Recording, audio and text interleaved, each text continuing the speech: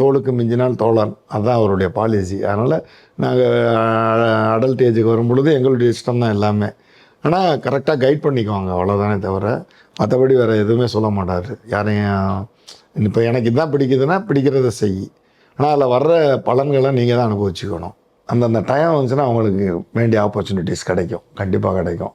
அந்த ஆப்பர்ச்சுனிட்டிஸ் இந்த சினிமாவை பொறுத்தளவுக்கு அந்த ஆப்பர்ச்சுனிட்டிஸுக்காக வெயிட் பண்ணி தான் ஆகணும், வேறு வழி இல்லை. நம்ம ட்ரை பண்ணணும்.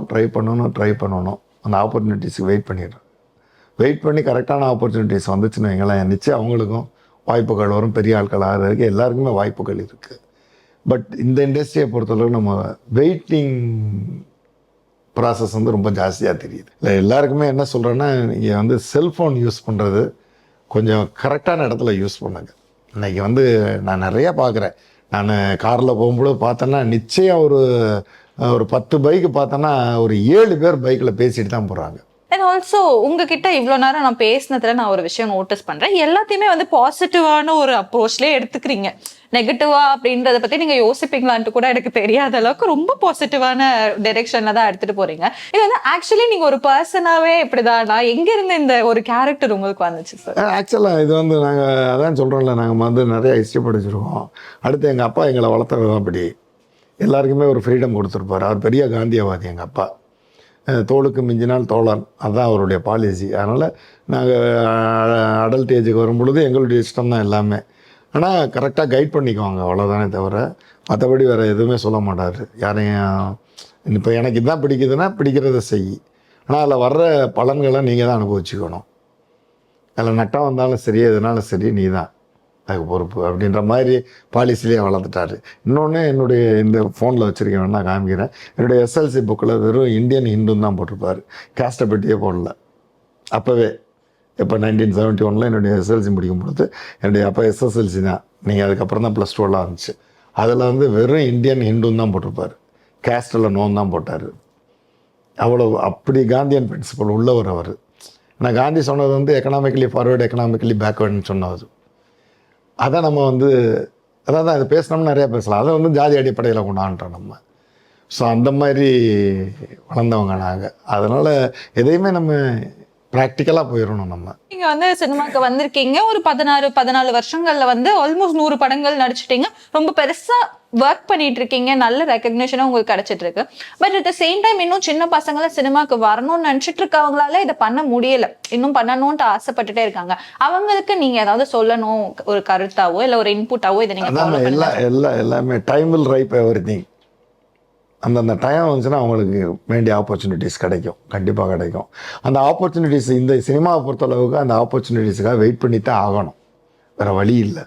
நம்ம ட்ரை பண்ணணும். அந்த ஆப்பர்ச்சுனிட்டிஸுக்கு வெயிட் பண்ணி கரெக்டான ஆப்பர்ச்சுனிட்டிஸ் வந்துச்சுன்னு வைங்களேன், நிச்சயம் அவங்களுக்கும் வாய்ப்புகள் வரும். பெரிய ஆட்கள் ஆகிறதுக்கு எல்லாருக்குமே வாய்ப்புகள் இருக்குது.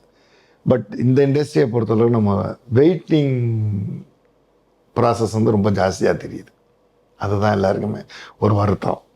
அதுதான் சொல்கிறேன்ல, இதுக்கு வந்து சிறிய படங்கள் நிறையா வந்துச்சுன்னா எல்லாருக்குமே வாய்ப்புகள் கிடைக்கும். அப்போ அதுலேருந்து அவங்க பெரிய ஆட்கள் ஆகிறதுக்கு வாய்ப்புகள் நிறையா இருக்கும்.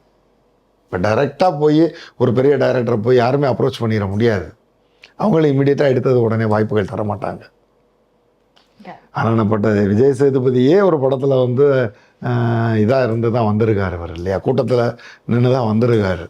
ஸோ அந்த மாதிரியான இண்டஸ்ட்ரி இது. ஸோ இதில் வந்து இப்போ சிறிய முதலீட்டாளர்கள் நிறையா வந்தாங்கன்னா நிறைய பேருக்கு வாய்ப்புகள் வரும். அதை தான் சொல்கிறது, சிறிய முதலீட்டாளர்களை எல்லாருமே என்கரேஜ் பண்ணுங்கள். இப்போ வந்து நீங்கள் ஒரு ஆக்டராக சூப்பராக வந்து சாதிச்சுட்டு இருக்கீங்க, உங்கள் பையன் ஒரு டைரக்டராக இருக்காரு, நீங்கள் வந்து ஒரு ஆக்டருன்றது தாண்டி சினிமாவில் வேறு ஏதாவது அவங்கள நாங்கள் பார்க்க முடியுமா? ஒரு ப்ரொடியூசராகவோ இல்லை ஒரு டைரக்டராக? இல்லை, கண்டிப்பாக அது கிடையாது. டைரக்ஷன்னு ப்ரொடியூசர் அதெல்லாம் தேவையே இல்லாதது. என்ன நம்ம தான் நம்மளுக்கு என்ன வருமோ அதை செஞ்சுட்டு போய்கிட்டே இருக்கணும் இந்த இண்டஸ்ட்ரியை பொறுத்த அளவுக்கு. இதை விட்டுட்டு நம்ம வேறு மாதிரி போனோன்னு வைங்களேன், அவ்வளோதான். நிறைய பேர் அதில் காணாமல் போயிருக்காங்க. அதெல்லாம் நம்மளுக்கு நடிக்க வருது, நடிச்சுட்டு போகிறோம், அவ்வளோதான். அவனுக்கு டைரக்ஷன் வருது, டைரக்ட் பண்ணுறான், ஏதோ ப்ரொடியூஸ் பண்ணுறது போய்கிட்டு இருக்குது. இதோடு நம்ம போய்கிட்டே இருக்கணும். அதே மாதிரி நம்மளால் என்ன முடியுமோ அப்படி தான் போகணும். ப்ரொடக்ஷன் காஸ்ட்டு நம்ம எவ்வளோ பண்ண முடியுமோ அதோட போயிடணும். அதை விட்டுட்டு பெருசாக போகலாம், 200 கோடி போட்டு படம் எடுக்கலாம், அந்த மாதிரிலாம் போகக்கூடாது. ஸ்டாண்டர்டாக போய்கிட்டு இருந்தோம்னா நம்ம ஸ்டாண்டர்டாக இருக்கலாமா என்றைக்குமே லைஃப்? லைஃப் வந்து ஸ்டாண்டர்ட் லைஃப் நம்ம மெயின்டைன் பண்ணோம்னாலே போதும், நல்லா இருக்கலாம். இல்லை எல்லாருக்குமே என்ன சொல்கிறேன்னா, நீங்கள் வந்து செல்ஃபோன் யூஸ் பண்ணுறது கொஞ்சம் கரெக்டான இடத்துல யூஸ் பண்ணுங்க. இன்றைக்கி வந்து நான் நிறையா பார்க்குறேன். நான் காரில் போகும்போது பார்த்தேன்னா நிச்சயம் ஒரு 10 பைக்கு பார்த்தோன்னா ஒரு 7 பேர் பைக்கில் பேசிட்டு தான் போகிறாங்க. இது மாறணும், கண்டிப்பாக மாறணும். இதுக்கு வந்து போலீஸும் ஒன்றும் பண்ண மாட்டேங்கிறாங்க, அவங்களுக்கும் தெரிய மாட்டேங்குது. அவங்க வந்து செல்ஃபாக அவங்கள பற்றி நினச்சிக்கணும், அவங்க ஃபேமிலியை பற்றி நினச்சிக்கணும். இப்போ பேசிட்டு போகிறோம், டக்குன்னு கீழே விழுந்தானா அவனுடைய கால் போச்சுன்னா என்ன ஆகுறது? நம்ம அது யோசிக்கவே மாட்டேங்கிறாங்க யாருமே. அதனால் இன்றைக்கி இருக்கிற இளைஞர்களுக்கும் எல்லாருக்கும் சொல்லிக்கிறேன், செல்ஃபோனை வந்து பேசுனீங்கன்னா நிப்பாட்டி பேசுங்க. காரில் போகிறவங்க பார்த்தீங்கன்னா நான் பார்க்குறேன், எத்தனை காரு ஏத்தாடி வர லாரிக்காரன் பேசிட்டு போகிறான் ஒருத்த கையில் வண்டியை ஓட்டிட்டு. நம்ம கிராஸ் பண்ணும்போது தெரியுது, அது லைட்டாக இப்படி எடுத்தான்னா நம்ம போயிடுவோம்.